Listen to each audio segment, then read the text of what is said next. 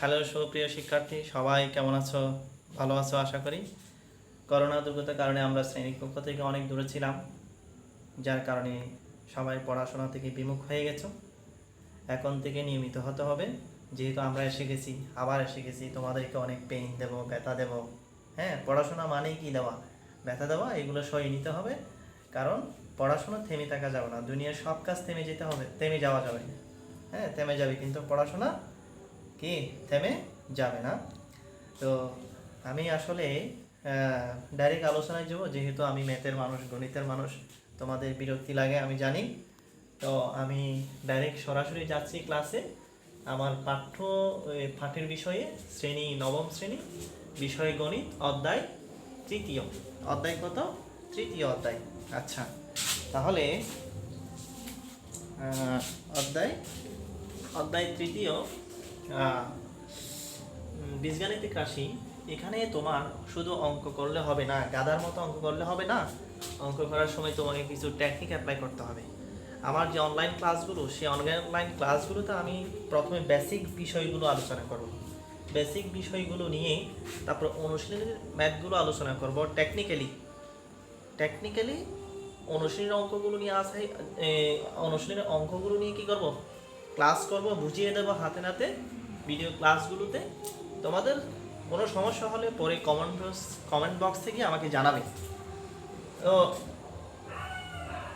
বইয়ের অঙ্কগুলো শেষ করার পরে, বইয়ের কিছু বেসিক জিনিস দেওয়ার পরে, তারপরে আমি সৃজনশীল প্রশ্নতে যাব। এর আগে সৃজনশীল প্রশ্নে যাওয়া যাবে না। হঠাৎ করে যদি আমি সৃজনশীল প্রশ্নে যাই, তাহলে তুমি কিছু বুঝবা না। তার মানে তুমি পরীক্ষায় কী মারবা? ডাব্বা মারবা। পরীক্ষায় তো ডাব্বা মারা যাবে না।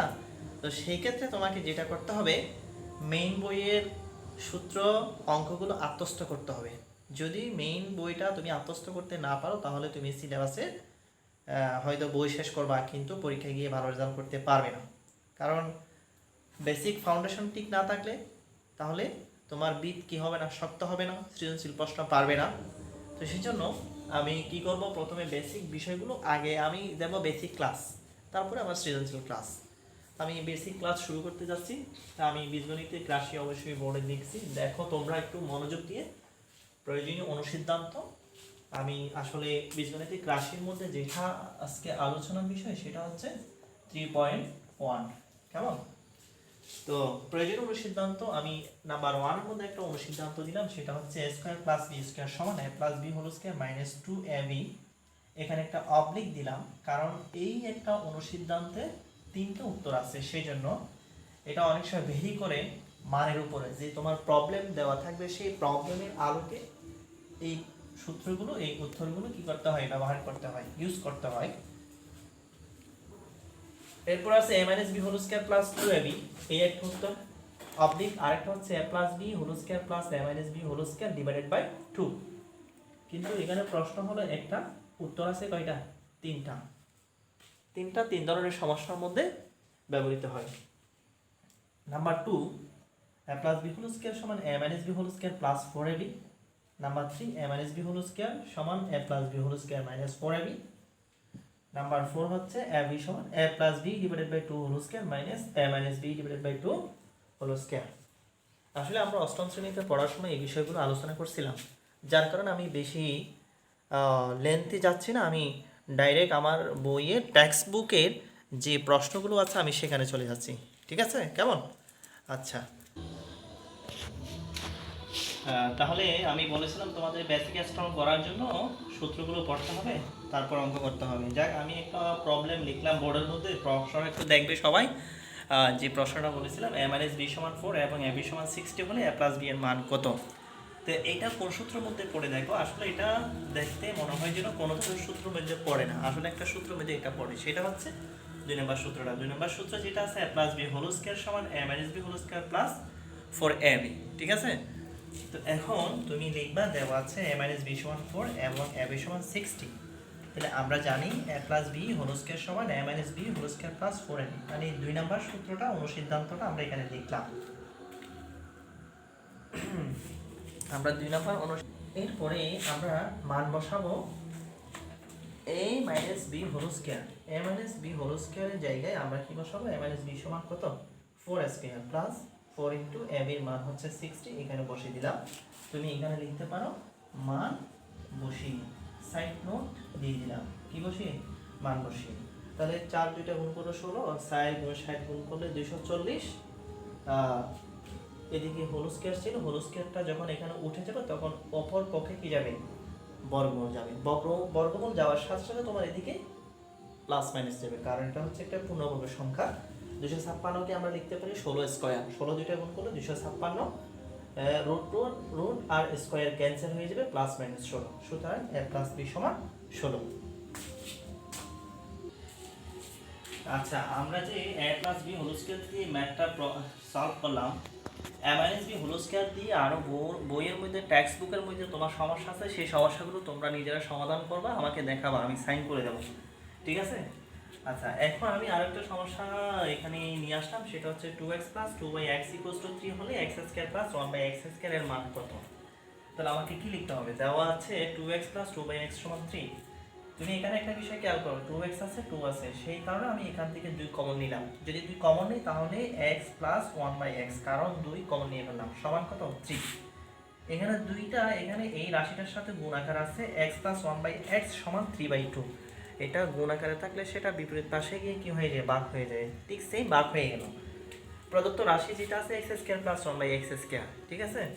তাহলে তুমি কি করবা, এটাকে x whole square plus 1x whole square, কারণ আমরা কি করব, এটাকে সূত্রে কনভার্ট করব। কোন সূত্রে কনভার্ট করলাম? 1 নাম্বার সূত্রে কনভার্ট করলাম, a square plus b square, a square plus b square. তোমার এখানে একটা মান অলরেডি এসে গেছে, আমরা যেটা এখান থেকে ফাইন্ড আউট করলাম, x প্লাস 1x সমান 3/2। তাহলে আমরা সেখানে এখানে যেহেতু প্লাসের সূত্র আছে, সেই জন্য এখানে প্লাসের সূত্র ব্যবহার করলাম, x plus 1x whole square minus 2ab।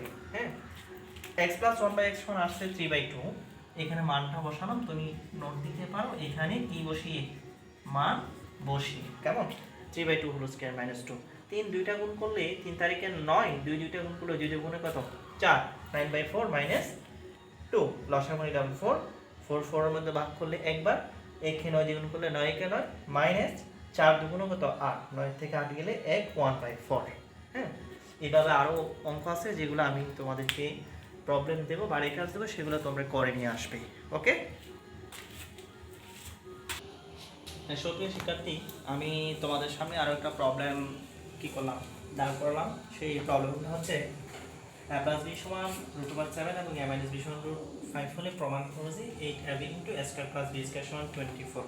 তোমরা অবশ্যই সবাই, আমি তোমাদের সামনে আরো একটা প্রবলেম দাঁড় করালাম, সেটা দেখো, a প্লাস b সমান √7 এবং a মাইনাস b সমান √5 হলে প্রমাণ করো যে 8ab into a square plus b square সমান 24।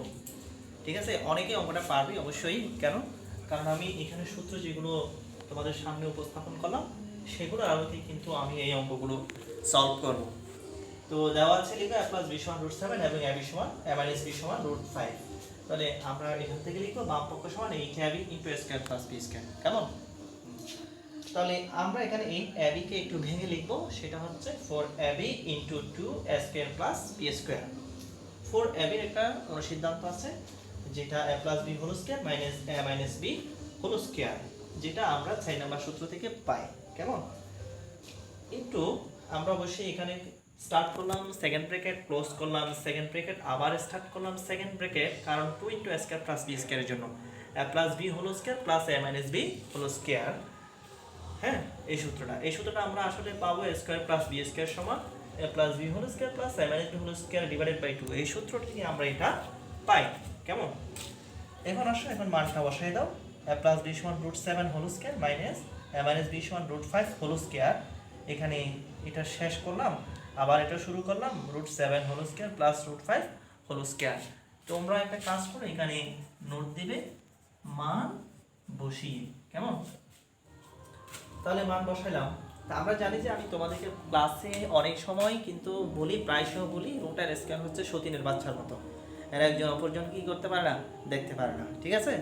তো সেই জন্য কি হয়, এটা অনেক সময় কাটাকাটি যায়, রুটের স্কয়ার কাটাকাটি যায়, রুটের স্কয়ার কাটাকাটি যায়, রুটের স্কয়ার কাটাকাটি যায়, রুটের স্কয়ার কাটাকাটি যায়।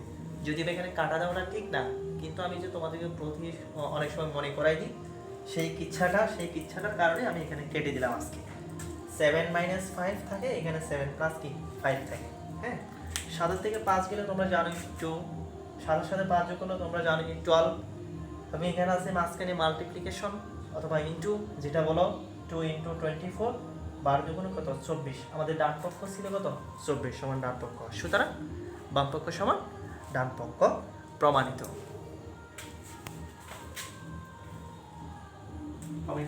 হ্যাঁ, সুপ্রিয় শিক্ষার্থী, আমি তোমাদের সামনে এই আরো একটা সমস্যা প্রেজেন্টেশন করলাম। a + b + c = 9, b + bc + c = 31 হলে a² + b² + c² এর মান নির্ণয় করো।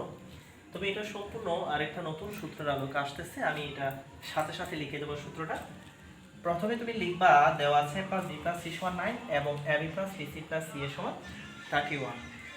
কিন্তু হ্যাঁ, তাহলে যেটা বললাম সুতরাং a + b + c = কত 9। তো আমি মূলত এখান থেকে আমার a² + b² + c² এর মানটা নিয়ে আসবো। আমি এটা যেটা ছিল এটা সুতরাং দিয়ে লেখার পরে এটাকে স্কয়ার করলাম, বা স্কয়ারিং বোথ সাইড, উভয় পাশে কি করে বর্গ করে। এটার একটা সূত্র আছে বীজগণিতে, সেটা হচ্ছে a² + b² + c² + 2ab + 2bc + 2ca = 9 নং কত 81। তুমি একটা বিষয় দেখবে, তোমরা একটা বিষয় দেখবে, সেটা হচ্ছে এখানে কিন্তু লাস্টের 3টা পার্টের মধ্যে কিন্তু 2 আছে।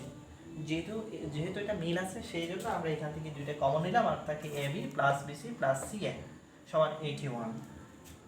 এরপরে যেটা করব a² + b² + c² 2 এটার মান আছে ab + bc + ca = 31, এখানে আমি মানটা বসাই দিলাম 31। কেমন? তাহলে a² + b² + c² 2 × 31 মানে হচ্ছে 62 = 81। a² + b² + c² = 81 - 62, কারণ এটাকে আমরা কি করলাম শিফট করলাম, পক্ষান্তর করলাম। যেহেতু এটা প্লাস আছে ওই পাশে গেলে কি হয়ে গেছে মাইনাস হয়ে গেছে। 81 থেকে 62 বিয়োগ দিলে আর থাকবে কত 19। সুতরাং a² + b² + c² = 19। তো এখন কথা হলো, আমি তোমাদেরকে এই অধ্যায়ের মধ্যে বেসিকটা দিয়ে মূলত আমি যে অঙ্কগুলো করছি এগুলোর মধ্যে আমার সূত্রগুলো প্রয়োগ হয়ে গেছে। যদিও এখানে আরও অনেক কিছু সংখ্যা অঙ্ক আছে, সেই অঙ্কগুলো তোমরা নিজেরাই কিন্তু SW করে নিয়ে আসবে। আমি 3.2-তে যাব নেক্সট ক্লাসে। আমি নেক্সট ক্লাসে 3.2 বেসিক বিষয়গুলো আলোচনা করি, এইভাবে কিছু অঙ্ক করিয়ে তোমাদেরকে বাড়ির কাজ দিয়ে এরপরের ক্লাসে আমরা সৃজনশীল প্রশ্নে যাব। অর্থাৎ আমি স্টেপ বাই স্টেপ আমি কাজগুলো করবো, স্টেপ বাই স্টেপ ধারাবাহিকতা বজায় রাখতে হবে। আমার ধারাবাহিকভাবে আমি তোমাদেরকে এইভাবে যাব, টেনশন করতে হবে না। করোনা হলেও তোমাদের সাথে আমি আছি, যেভাবেই হোক, অনলাইনে হোক, ফোনে হোক। তারপরেও যদি কোনো সমস্যা হয় সেই ক্ষেত্রে কমেন্ট বক্সে গিয়ে, স্কুল পেজের কমেন্ট বক্সে গিয়ে বলবা স্যার আমি এই জায়গায় একটু সমস্যা হয়েছে, আমি এটা বুঝতেছি না, তখন আমি পরে এটা তোমাদেরকে সমাধান করে দেবো। ঠিক আছে, ভালো থেকো সবাই, সুস্থ থেকো, সবাইকে ধন্যবাদ, আল্লাহ হাফেজ।